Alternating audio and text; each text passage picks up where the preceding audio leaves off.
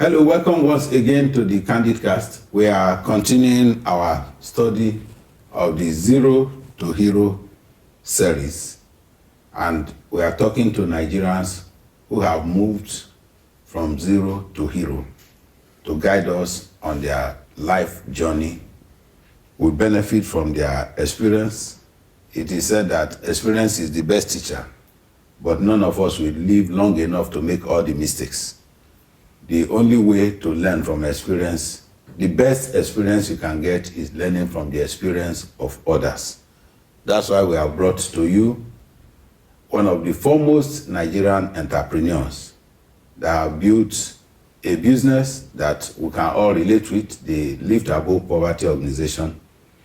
Is LAPO Microfinance. The founder is in the studio with us. It's a privilege to have him teach us how he moved from where he was at zero to where today is a celebrated Nigerian. Join me to welcome Dr. Godwin Ehigamuso. You are welcome, sir. Thank you so much for inviting me. Thank you. Yeah. It's nice to have you in the studio. Your business is about growing wealth through borrowing. So with the current interest rate, will you still encourage beginners to borrow to run business? Well, the first rule of success in business is that never borrow to start a business. The question people will now ask, where should a beginner get some money? The answer is simple. It is to focus on the money you can raise, first of all, for yourself. It could be savings. It could be that you plan a business, you don't have the money, but you say, look, I could put this off for the next 1-2 years, and I want to make some savings or whatever from whatever you're doing. That's number one. Number two is to also look at your inner circle, what we call the love fund. That is love fund, which is more from your friends, your brothers, your sisters, your parents, whatever. The good thing to begin, the good thing is that you don't really, in those sources, you don't have the pressure of interest rate. When you talk about high interest rate, you don't also have the pressure of very tight repayment structure schedule. So it is advisable that you begin with raising money to do that. I had a lady in Benin. This is quite instructive. She left secondary school many years ago, and I said she wanted to go into textile business. She decided to go back to the village and started typing rubber. And within a year or two, she was able to raise the money she needed, and she came back to Benin City and started the business, and she became very prominent. So, the problem people think is that you could just, when they say, oh, I don't have money, I can't begin, they just don't think about that this thing should come. And if you go to take loan, it's a disaster to start a business. The reasons are obvious, so there's no need, trying to say that. But you only borrow to grow your business. Yeah. Thank you very much, sir. The fundraising to start a business, you mentioned it's very instructive that a lady went into tapping rubber. Yeah. That a lot of people looking for capital will consider it too mania. Yeah. That nothing is mania for somebody who knows where he is going. Because she was focused. She wanted to do what she wanted to do. That's actually that you can move from zero to hero if you must shun pride. And she did. Yes, you must shun pride, you must be humble to do anything it takes to come out. That's the lesson I have taken from that, and I hope our audience are picking the same lesson. If you consider anything mania, you are not ready yet. So you also spoke about angel investors. How can a youth with brilliant ideas no connection, the parents are not in politics, how can they access this angel fund we are talking about? Well, the first thing, let's explain this. When you have angel investors, these are people, obviously will have resources, and they also committed to investing such resources in bright business idea. That, a business idea that would eventually become big or what make impact later in life. What differentiate them, what put them aside from the conventional lending institution could be the emphasis on interest. All right. They don't really, many of them, their motivation is actually to get a bright idea from a bright person, and then invest in this and eventually make it a success. So repayment, they are not also as very strict as that. At times, they may be, very difficult to get back, especially in our environment. But I do know that there are certain people, even I think in Lagos here, who are actually, using that to support enterprises. So one way, if eventually you have a bright idea, one way is to approach them.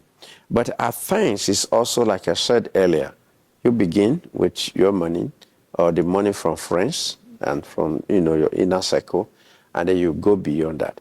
Of course, when you move beyond that, when you move beyond,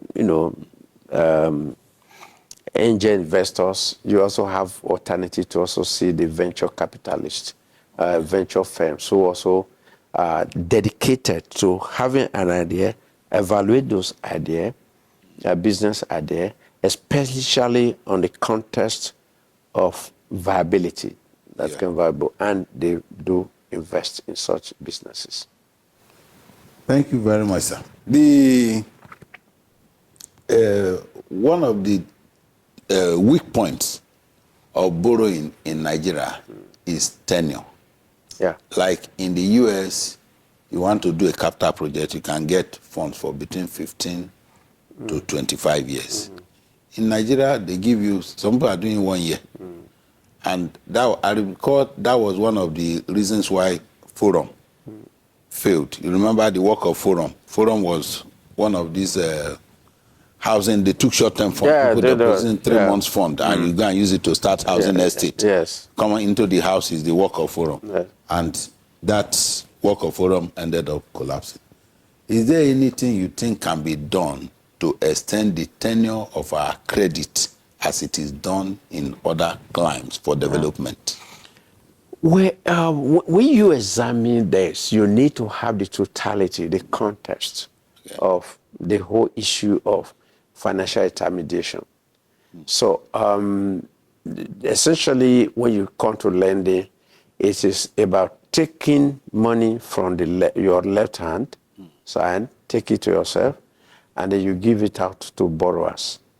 So in most cases, the terms that you put before your borrowers is a reflection of what you did here, So, and tenure is one of the critical terms when it comes to lending.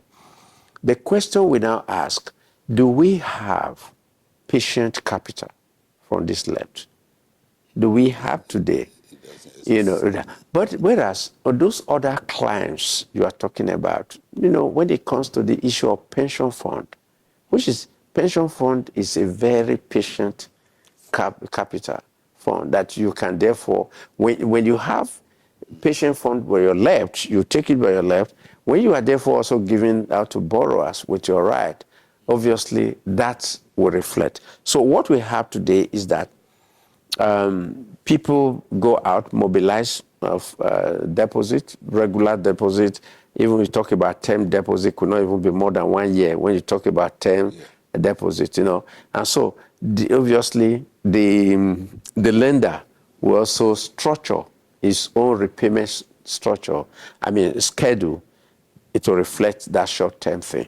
So maybe eventually when we arrive there, where there are sources of patient capital that can equally be given long-term loans to other people. So we all have to put up with what we have today. But what that has done to the structure of the economy is that you have more people who are actually involved in business of just buy and sell, rather than long-term investment. Thank you very much, sir. We are making good progress, and I think it's becoming clear that anybody that is determined to grow can grow, particularly in our environment. Anybody can move from zero to hero. It's a personal choice. Yeah. And when you're determined to do it, you can do it. Then one of the things I've gotten from lending institutions is that Nigerians don't have the culture of loan repayment. Do you have that experience? Of course. It's everywhere. I tend to, if you look at the numbers of financial institutions, especially in our space, that is microfinance bank that have failed. They have failed not necessarily out of fraud. There could be an issue, but it's as a result of massive loan default. The tendency for our people is to think that when you take money from the bank, you do not have the obligation to make that repayment. That obligation is not very strong. And so that was a bit very rampant also in the microfinance sector when the NGOs in the 90s, we were one of them. But we got to a point, and I said that if we're going to succeed, we needed to ensure that we instill some level of credit discipline. Okay. And the way we do it, it was simple, is that we, in a very participatory manner, engage our clients, no ordinary women. And we said, look, we know that by your status, you cannot walk into any mainstream financial institution like commercial bank to borrow. But we are going to do something for you. We would take that for you. And when we give you, we have our own obligations. The obligation for us is that we will give you the money exactly when you need it. Yeah. We will give you the money in sufficient quantum that reflects the absorptive capacity of your business. We'll give you the money you want. But you will have two obligations. Obligation number one is that you use the money well. I know very early in LAPO, a week or two after we disburse, we do a verification. We call it loan utilization monitoring. Okay. We visit to see whether your shop or whatever has reflected the money that you put in. That is one obligation you should have. The second obligation is that of repayment, complete with the principal and the interest. And so that was our so we experience it as your way. And I think many people think that LAPO survived among the many NGOs, credit NGO then, because of our credit discipline approach. Thank you. I think both the commercial banks also have a lot to learn in that administration. They put a lot of papers in place, but they still suffer a lot of default. Yeah. Then the diversion of funds. People borrow money to do business, and once the money comes, they leave the business, they go buy car because the neighbor bought car. How do we attend to such? Well, that is very, when you are lending, what you do is that you look at the business, you look at everything. I think the bank, when they also talk of all the CCC, one of the C's, C is character.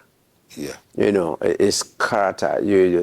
And of course, when it comes to lending, determining the character could actually be a bit difficult. You could use patterns, for the pattern, but it could be very difficult. So, and in most cases, we have seen that in lending, one of the key reasons for default is loan diversion.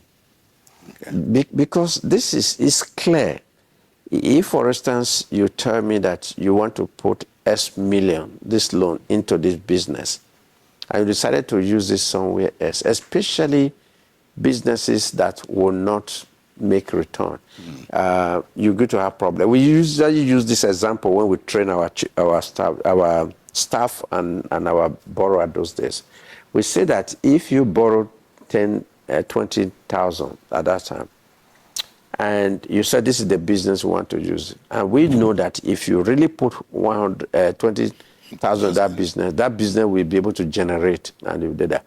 But if you decide to invest only 10,000 that business, and you take 10,000 to begin to move blocks in the plot your husband had, so what you are expecting eventually is that you are asking a business that took only 10,000 to make repayment of 20,000, and obviously that will be difficult. So we need to do, and that is why loan utilization monitoring at the early stage of LAPO was very, very important. Okay. That you go and verify, because our understanding is this: if the loan is properly utilized, then it takes away the two factors where people don't pay. There's two reasons why people they pay. One is inability to make repayment. So if you use loan utilization very well, the challenge of inability to pay will be out of the way. The other one is unwillingness to repay. That can be dealt with. If your borrower has the capacity to repay and is unwilling, there's a way you can approach that. Okay. Finally, on this episode, I want to ask, there are people who genuinely, they borrow money, they want to do business, and eventually they default, not because they are, like you mentioned, inability to pay. That inability just came on them, they were helpless. What factors could lead to such helplessness? Because the feasibility study, all the documents they submitted didn't show that it could go that way, but eventually it went that way. So you can actually classify those the factors that will lead to that into two. The first thing is probably the humor. You may not know that. It could be a poor choice of business. It may be that could have been reflected when you are praising the business plan. But if you fail to do that, that could be. The second is poor management, especially financial management, which obviously could also, move to the whole issue of diversion was made. Yeah. Okay, that. But the other category, this has nothing to do with the borrower. These are things that you never expected. Okay? For instance, the COVID thing. Nobody expected it. Yeah. But it has a very devastating impact on businesses and the capacity of businesses to meet their obligation, inclusive of repayment. The other could, disaster. I remember very early in LAPO too, we created a risk management fund. Okay. So if a woman had fire, what was very common was fire in the marketplace. So what we therefore do is to, first of all, wipe out the loan that was taken, and then we give the person a new loan. Okay. So we also had cases, they are going from Lagos to Benin, they have robbery cases, and so the money is taken. So we make an arrangement to avoid that inability to repay. We wipe out the outstanding of the old loan and we give a new loan. So that was one way we manage dealing with disaster. Factors that are beyond the control of the borrower. But when you talk about wipe out the old, because I mentioned one of the stories I heard of Michael Ibru when he was starting his fish Yeah, business yeah. was borrowing from ACB. He lost the money, went back to ACB and said, if you give me loan, I will pay the first and the second. course. But if you don't give me loan, Yeah. I'm completely Yeah, helpless. yeah. And they gave him another loan, yeah. and he paid the first and the second. Wipe out in this sense, do you mean Yeah, it's because not to when be you put repaid? a risk, when you put a risk management, okay, there's a simple thing. Even now we do it. We insure a loan. You insure a loan. So if the insurance is purely against certain condition that is happened. So if it does happen, you just take that away. The insurance. The insurance pays. Yeah, there's a very strong microinsurance company that deal with such things. So that is it. What you are doing is that you are taking the burden of the money that was lost to disaster Okay. from the business, the borrower, and it's like starting afresh. It's much better, but it's still important that if you have a situation like what you have just described, it's still better than not giving at all. But the reality is this: it is not just for the benefit of that borrower. It's actually for also the benefit of the lender. Because if you do not do that, you're going to lose entirely that money. That customer. Yeah. And you're wiping out the old loan. Yes.